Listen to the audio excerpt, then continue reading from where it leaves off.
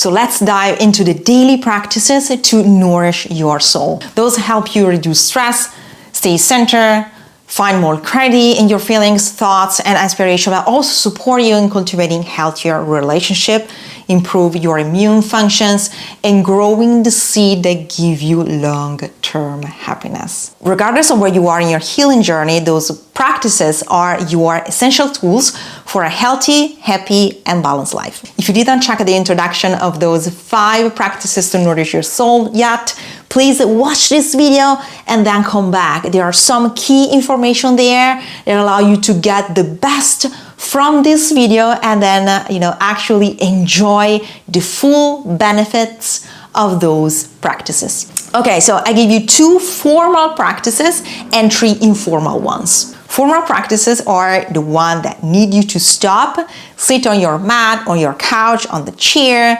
and create space for that specific activity.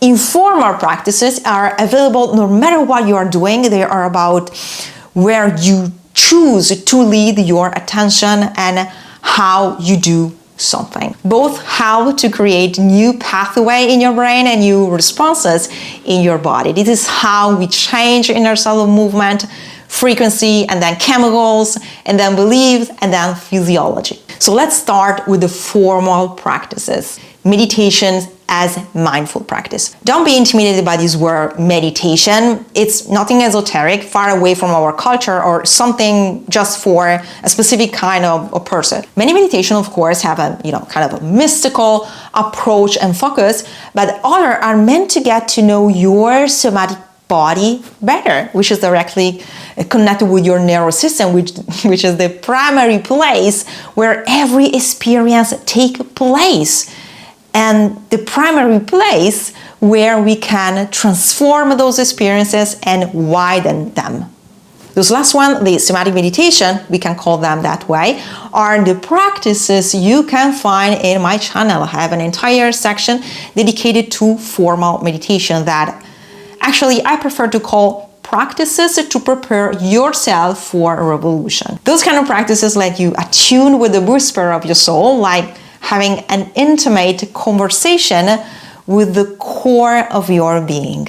And with every deep breath you take, it's like you are giving your soul a big hug, helping it find its chill, its track, and a fresh wave of energy. And if you struggle with meditation, on this channel you also find some guidance on how to practice. You can find out what you may have misinterpreted in meditation, so you can address this misconception and get access to the healing benefit of this practice. Creative personal expression. Those activities can help us tap in our inner self and release repressed and hidden emotion we are unable to recognize directly and see and release. So we use self-expression to release those, even if we are unable to recognize those emotions clearly. And by creative, I don't mean necessarily painting, dancing, or writing poetry with the purpose of creating something nice or good to see.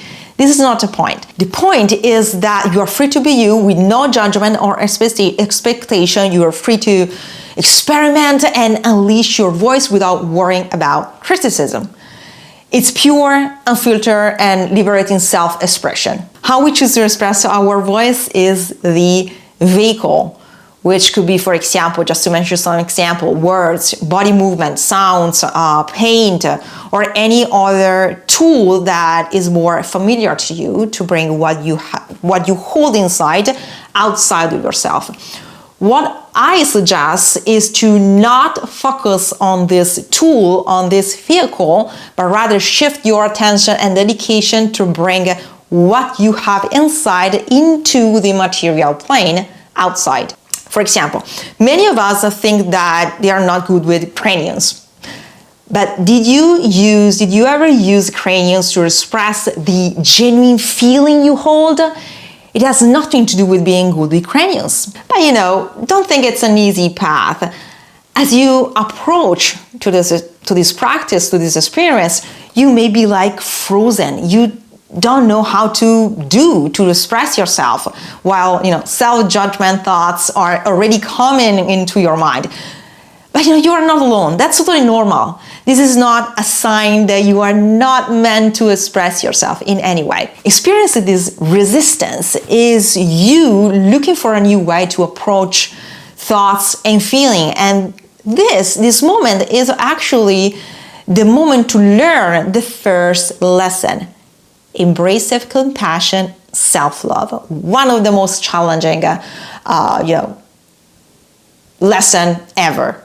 So take your time. You don't have anything to prove or demonstrate. And if you need more support, more information, try to check this video, which is specifically dedicated to this topic, or drop off your experience or question in the comment, DM me on Instagram, or reach out via email so I can assist you directly if you think I can help you. And we have the informal practices that you can apply every moment of your day. Number 1, connect with your breath. While you are in the middle of your day, answering emails, taking a walk, or having your morning coffee, you can quietly start pay attention to your breath.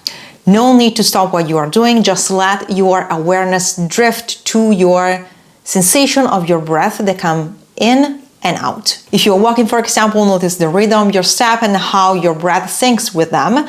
If you're working, sense how your chest rise and fall with each breath, and notice if you are retaining some contraction in your muscle, or if you are eating, watch the air come in and out of your body. Mind that it's not about thinking about your breath or changing it. It's about sensing it as it is. Number 2, lead your attention to your somatic sensation.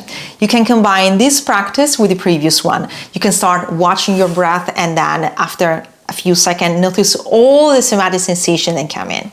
If you're eating, for example, lead your attention to the consistency of the food. If you're washing the dishes, sense the consistency of the soap, and so on.